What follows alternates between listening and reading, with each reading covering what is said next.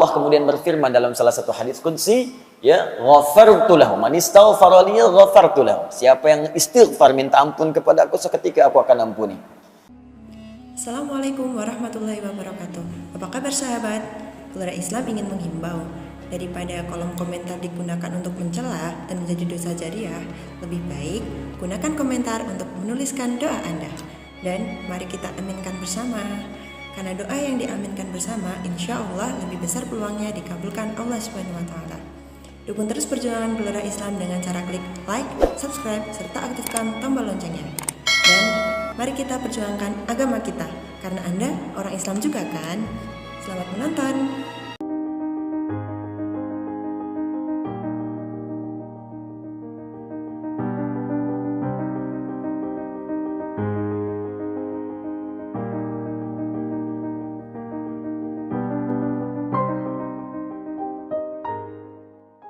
Istighfarnya, doanya, kalimat-kalimat thayyibahnya, sebutan-sebutan al-asmaul husnanya, tilawahnya, murajaahnya, semuanya. Jadi semua yang kita bacakan spesial di waktu fajar itu langsung dipersaksikan oleh Allah Subhanahu wa Ta'ala. Bahkan kata Nabi di riwayat Muslim, tajtami'u malaikatul laili wan nahari fi waqtil fajr. Semua malaikat siang dan malam berkumpul di waktu fajar. Jadi kalau ada orang istighfar, maka malaikat akan mengatakan kepada Allah, Allahumma ighfir lahu, ya Allah ampuni dia. Maka Allah kemudian berfirman dalam salah satu hadis qudsi, ya, ghafartu lahu man istaghfara li ghafartu lahu. Siapa yang istighfar minta ampun kepada aku, seketika aku akan ampuni. Maka siapa yang berdoa, malaikat akan mengatakan, Allahumma amin istajib. Ya Allah, amin, kabulkan doanya, kabulkan doanya. Ya, siapa yang menyebut kalimat thayyibah, maka Allah akan menyebutnya. Fadhkuruni adzkurkum. Siapa yang sebut aku sebut dia. Demikian di Quran surah kedua Al-Baqarah ayat 152. Karena itu banyak orang yang ingin mengejar keutamaan fajar datang sebelum fajar. Nah, ini kita sudah lewat sedikit nih ya, untuk besok kita siapkan. Ya, fajar subuhnya misalnya 4:43, ada orang dari jam 4, dari jam 3, saking pengennya dapat keutamaan fajar, saking nggak pengen lewat. Ya, kan kalau di Al-Azhar diumumkan untuk besok, siapa yang datang ke sini setengah lima pas, 10 orang pertama dapat masing-masing 500.000. Setengah 5. Kira-kira datang ke sini jam berapa? Jam 4, jam 3, mabit tuh. Mabit dari sore bahkan udah penuh, kan? Untuk 500.000. Baik kan? Untuk 10 orang saja. Nah, ini Allah berikan semuanya yang terbaik untuk kita. Makanya di Quran itu ada orang yang mengejar bahkan sebelum fajar tiba. Waktu singkat sebelum fajar disebut sahar namanya. Ya, 20 menit, 30 menit sahar. Jamaknya ashar. Ada orang ngejar istighfar aja, pengen minta ampun sama Allah. Karena waktunya mustajab, dia merasa banyak dosa. Dan dia khawatir hari itu hari dia pulang untuk wafat kembali kepada Allah. Khawatir ketika pulang dosanya masih banyak. Maka dia kejar keutamaan itu untuk istighfar. Disebutkan ini di Quran surah ke-51 Adz-Dzariyat ayat ke-18. Wabil ashari hum yastaghfirun. Wabil ashari hum yastaghfirun. Dan di waktu-waktu sahar menjelang fajar ada orang-orang yang menyibukkan dirinya untuk istighfar kepada Allah Subhanahu wa Ta'ala. Minta ampun, minta ampun, minta ampun, minta ampun. Maka dia akan dikumpulkan nanti dengan orang-orang hebat di surga. Saat Allah mengampuni dosanya, dikumpulkan dengan orang-orang sabar, orang-orang rajin infak, orang-orang khusyuk. Ya, itu disebutkan di Quran surah ketiga Ali Imran ayat ke-17 itu. As-sabirina was-sadiqina wal-qanitina wal-munfiqina wal-mustaghfirina bil ashar. As-sabirina, orang-orang sabar, was-sadiqina, orang-orang jujur. Awas, hati-hati. Wal-qanitina, orang-orang yang khusyuk dalam ibadahnya. Ya, awas. Wal-munfiqina, orang-orang rajin infak. Wal-mustaghfirina bil ashar. Dan orang-orang yang spesial mengejar keutamaan istighfar di waktu fajar akan dikumpulkan di surga dalam suasana yang sangat indah. Jadi teman-teman sekalian, ayo isi.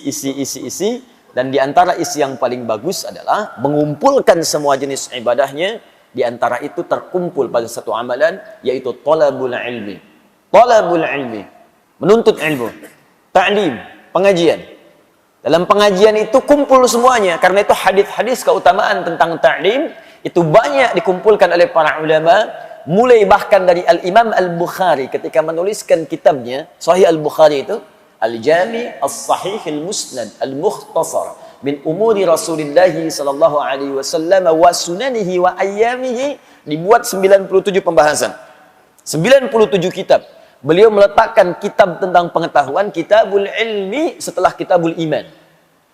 Ya. Satu kitab badul wahyi, turunnya wahyu untuk menunjukkan sanad kenabian. Jadi kalau nanti ada yang mengaku-ngaku nabi, ukurannya ini, tolak aja langsung. Ini ada ukuran, kitab badul wahyi. Bagaimana seseorang berhak disebut sebagai seorang rasul? Apa ukurannya? Apa sifat wahyunya?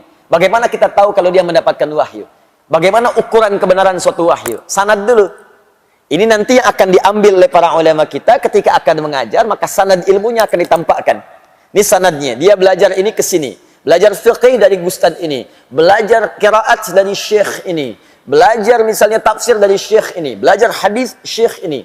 Maka umumnya ulama-ulama dulu itu akan menampilkan ijazah keilmuannya, sanad sebelum dia mengajarkan itu. Sehingga orang bisa yakin dengan apa yang akan ia peroleh. Imam Muslim langsung menyantumkan pembahasan sanad dalam jilid pertama dari 9 jilid Sahih Muslim, jilid pertama halaman 119.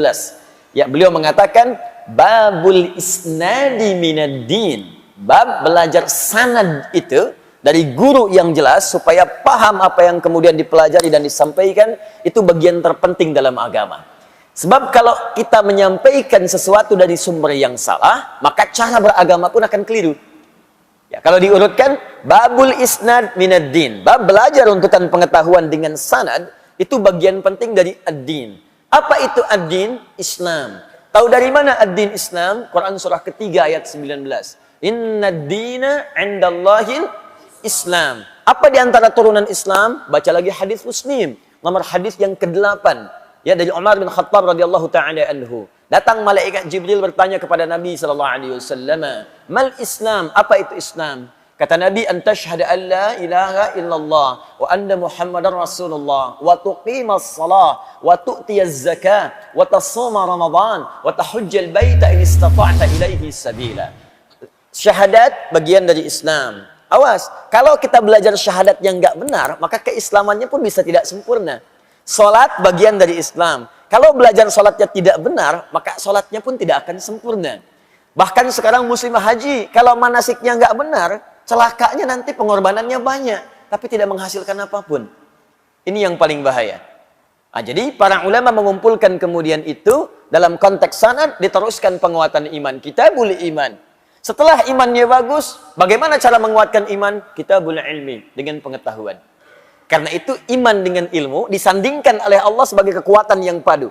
Gak mungkin iman bisa tegak dengan baik kalau tak ada ilmu. Tidak cukup berislam itu dengan iman saja. Imannya kuat, dahsyat. Sebelum subuh udah ditungguin, jam 3 udah bangun. Tapi karena nggak ada ilmu, sholat subuh dijamak dengan tahajud. Itu yang repot. Ilmu itu penting, tapi kalau nggak ada iman, ini yang paling bahaya. Bisa menafsirkan apa yang diinginkan. Ayat-ayat Quran bisa dipotong, kemudian diarahkan pada apa yang selera nafsunya kemudian ingin dapatkan. Itu yang paling bahaya. Karena itu ketika Allah menggabungkan ayat tentang majlis ilmu, iman dan ilmu disatukan. Turunlah Quran surah ke-58 ayat 11. Ya ayyuhalladzina amanu idza qila lakum tafassahu fil majalis fafsahu yafsahillahu lakum. Ketika disebutkan majalis, jamak dari majlis. Ya, jika disampaikan padamu, luaskan majlis untuk belajar, luaskan, share. Bisa diartikan share. Ada majlis di mana? Al-Azhar, apa jadwalnya? Share. Al-Ihsan, As-Salam, share. Baitur Rahim, share. Ada yang kedua, kalau sudah masuk, lapangkan tempatnya. Yang belum dapat, berikan kesempatan. Kalau sudah penuh, duduk di tempat dia dapatkan. Tapi lihat ujung ayatnya. Ya rafa'illahu alladhina amanu minkum walladhina utul ilma darajat. Iman, ilmu. Allah akan angkat derajat orang yang punya iman. Jadi kalau ingin diangkat derajatnya oleh Allah, ada dua pilihan. Satu, meningkatkan iman. Bagaimana caranya? Kerjakan amal soleh. Karena itu kalimat iman dengan amal soleh disandingkan dalam Al-Quran. Quran surah ke-103. Wal asr. Innal insana lafi khusr. Illa alladhina amanu wa amilu salihat. Iman, amal soleh. Jadi kalau Anda ingin diangkat derajatnya oleh Allah, maka tiap hari coba kuatkan iman kita dengan mengerjakan amal soleh. Bagaimana caranya Ustaz? Lihat rinciannya di Al-Quran. Setiap menemukan kalimat iman, setelahnya pasti amal soleh. Pasti itu. Kalimat iman pertama Al-Baqarah ayat ketiga. Alladzina yu'minuna bil ghaib wa yuqimunas shalah. Setelah iman ada salat. Jadi, kalau iman kita ingin dikuatkan oleh Allah, maka salatnya jaga. Karena itu kalimat penanda iman itu ketika kita mendengar suara azan saja panggilan salat, belum salatnya. Ya, awas cek ya. Ketika kita mendengar suara azan saja, belum salatnya, itu iman kita akan terpancar di jiwa. Di kata Al-Quran ya, kalau bahasa kitanya, kalau ingin mengecek iman kita masih ada atau tidak, ketika mendengar suara azan dikumandangkan, kalimat Allahu Akbar, kalau dikumandangkan, ada getaran nggak di hati? Kalau masih ada, itu tandanya iman kita masih terbersit dalam jiwa. Masih ada. Tinggal iman itu kemudian diwujudkan dalam bentuk amalan. Itu dalilnya Quran surah ke-8 ayat kedua. Innamal mu'minuna alladzina idza dzukirallahu wajilat qulubuhum wa idza tuliyat 'alaihim ayatuhu zadatuhum imana wa 'ala rabbihim yatawakkalun. Tuh lihat kalimatnya. Innamal mu'minun, orang beriman itu ciri utamanya pakai adatul hasri, innama, pembatas. Yang punya iman itu dibatasi dengan ini nih. Jadi kalau tidak ada sifat ini dalam diri kita, patut dipertanyakan imannya masih ada nggak? Hati-hati, awas hati-hati. Jadi kalau sifat ini tidak ada, ini yang paling rendah. Yang paling minim. Jadi kalau yang ini pun tidak ditemukan, patut ditanya. Kalau tidak maksiat yang paling dalam sehingga menutup cahaya imannya, atau yang kedua, dia sudah mulai jauh dan sangat jauh dari Allah Subhanahu wa taala. Apa ciri pertamanya? Idza dzukirallahu wajilat qulubuhum. Jika disebutkan nama Allah, ada getaran dalam jiwanya. Dan 5 kali diuji oleh Allah. Supaya dari subuh sampai dengan isya, kita bisa ngecek imannya masih ada enggak.